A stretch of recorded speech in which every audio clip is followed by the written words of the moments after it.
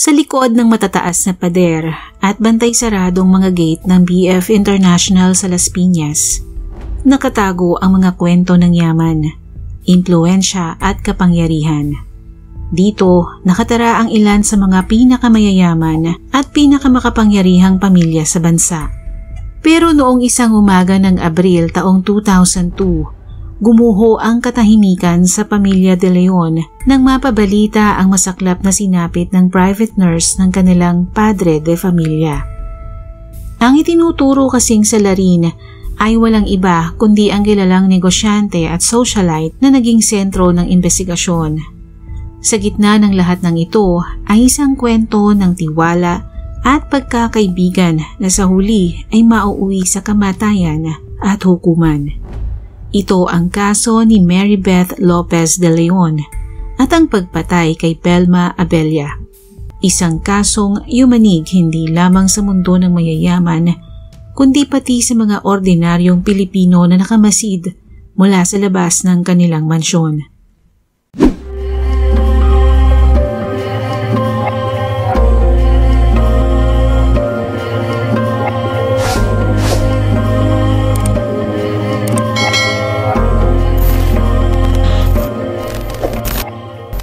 Si Marybeth Lopez de Leon o Beth kung tawagin ng kanyang mga kaibigan ay ipinanganak noong 1968 sa isang pamilyang may maayos na kabuhayan sa Mandaluyong.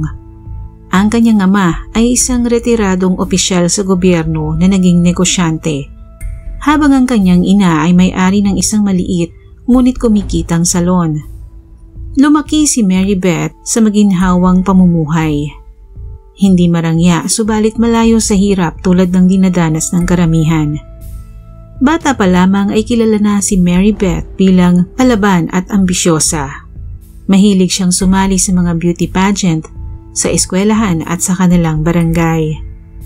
May natural siyang charm at may kumpiyansa sa sarili na kung minsan ay napagkakamalang may taglay siyang kayabangan. Sa kabila nito, matalino siya sa paghawak ng tao. Isang katangian na kalaunan ay magbubukas sa kanya ng maraming oportunidad. Nang makatapos siya ng kursong Business Administration, ay kaagad siyang nakapasok bilang administrative assistant sa isang kumpanya ng real estate. Doon niya nakilala ang mga personalidad sa mundo ng negosyo, kabilang ang mayayaman at makapangyarihan. Isa sa mga ito si Jose Vicente Madrigal de Leon, isang kilalang negosyante mula sa prominenteng pamilya na may koneksyon sa politika at entertainment industry. Si Jose Vicente, o mas tinatawag na Joe at mas matanda ng halos 2 dekada kay Marybeth, ay kilalang gentleman na maalaga at mahilig magbigay ng mamahaling regalo sa mga babaeng malapit sa kanya. Sa simula ay employer-employee lamang ang kanilang relasyon pero kalaunan naging mas personal. Pagkatapos ng ilang taon, nauwi ito sa kasalan. Bilang Mrs. Marybeth Lopez de Leon, pumasok siya sa mundo ng upper-class Manila society, mga sosyal na pagtitipon, charity balls at eksklusibong bakasyon sa ibang bansa. In short, magarbong pamumuhay. May mga nagsasabing mas lalo siyang naging elegante, naging mas prangka at dominante sa relasyon. Lalo na't si Joe ay may iniindang sakit at umaasa sa kanyang pangangalaga at pamamahala sa kanilang personal na buhay. Sa kabila ng marangyang pamumuhay, dinig ang mga bulong-bulungan sa loob at labas ng kanilang tahanan. May mga nagsasabi kasing si Marybeth ay napakaselosa at sobrang protective sa kanyang asawa, lalo na pagdating sa mga babaeng malapit sa kanyang mister, kahit pa ito ay para sa trabaho. Isa sa madalas maipit sa tensyong ito ay si Belma Abella, ang private nurse ni Joe. Si Belma Abella ay ipinanganak noong 1959 sa isang maliit na bayan sa Quezon Province. Lumaki sa isang pamilyang simple lamang. Ang kanyang ama ay isang magsasaka at ang kanyang ina ay nagtitinda sa palengke. Bata pa lang, kilala na si Belma sa kanilang lugar bilang masipag, mahinahon at may likas na malasakit sa kapwa. Pagkatapos ng high school, hindi agad siya nakapagkolehiyo dahil sa hirap ng buhay. nagtrabaho muna siya bilang tindera at mananahi para makatulong sa pamilya. Ngunit may pangarap si Belma. Gusto niyang maging nurse. Naniniwala siyang iyon ang paraan para makaalis sa kahirapan at makatulong sa mas maraming tao. Pagtuntong niya ng 22 anyos ay pinalad siyang makakuha ng scholarship mula sa isang programang pangkomunidad. Naging working student siya sa Maynila at doon nagsimula sa pagsasanay bilang nursing aide. Matapos ang ilang taon, nakapasok siya sa isang pribadong klinika kung saan niya nakilala si Raul Abella, isang gwapong mekaniko na kalaunan ay naging asawa niya. Nagkaroon sila ng 2 anak kabilang ang panganay na si Jansen. Pero tulad ng maraming kwento, hindi naging perpekto ang kanilang buhay mag-asawa. Sa paglipas ng panahon, lumamig ang kanilang relasyon na nauwi sa hiwalayan. Pero kahit hiwalay na, hindi tumigil si Belma na itaguyod ang kanyang mga anak. Noong kalagitnaan ng 1990s, nakilala niya si Jose Vicente de Leon. Sa panahong iyon, ay nangailangan si Joe ng private nurse at inalok niya ito kay Belma na agad naman itong tinanggap. Para kay Belma, trabaho ito na may mas malaking kita kumpara sa kanyang sweldo. Isang oportunidad para masiguro ang kinabukasan ng kanyang mga anak. Sa loob ng mahigit 5 taon, naging higit pa sa nurse si Belma para sa pamilya de Leon. Siya ay naging kaibigan at tagapayo ni Mary Beth, ang asawa ng kanyang amo. Palaging kasama si Belma sa mga biyahe, sa bahay at sa ospital tuwing may gamutan si Joe. Kilala siya ng mga kasambahay at driver bilang tahimik, mapagkumbaba at walang bahid ng yabang, kahit malapit siya sa mga taong may kapangyarihan. Pero sa likod ng mga ngiti, hindi alam ni Belma na papasok siya sa isang sitwasyon na maglalagay sa kanyang buhay sa panganib. Isang banggaan ng emosyon, selos at galit na mauuwi sa kanyang pagkamatay. Ayon sa testimonya ni Wences Tablang, 31 years old na driver ni Mary Beth at isa sa 2 saksi sa kaso. Magkasama raw ang mag-asawang De Leon sa isang hindi pinangalanang karaoke bar sa Makati City noong besperas ng krimen, April 16, 2002. Hindi sila magkasama sa sasakyan. Si Mary Beth ay sakay ng minamaneho ni Tablang, habang si Joe naman ay nasa sariling sasakyan kasama ang driver at mga bodyguards nito. Palatandaan na noon pa lamang ay may namamagitan ng tensyon sa pagitan ng mag-asawa. Pagkatapos ng gabi sa Makati, magkasunod silang bumalik sa Ayala Alabang sa 104 Dow Street. Ngunit ayon kay Tablang, pagkarating nila sa bahay, agad umalis si Joe. Walang paliwanag, walang sinabi kung saan siya pupunta at naiwan si Mary Beth sa mansyon. Makalipas ang ilang oras, ipinagmaneho ni Tablang si Mary Beth papunta sa isa pang bahay ni Joe sa BF International sa Las Piñas. Ngunit nang makarating sila doon, wala doon si Joe. Halatang galit na si Mary Beth dahil bago pa iyon ay halata na ang tensyon sa pagitan ng mag-asawa. Sinabihan daw nito si Tablang na sunduin ang private nurse ng kanyang asawa na si Belma.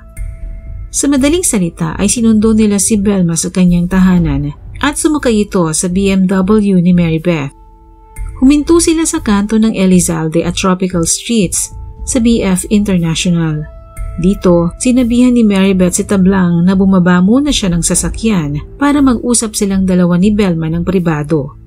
Sa salaysay ni Tablang, hindi pa man siya tuluyang nakakalayo mula sa sasakyan, nadinig na niya ang pagtaas ng boses ng 2 babae.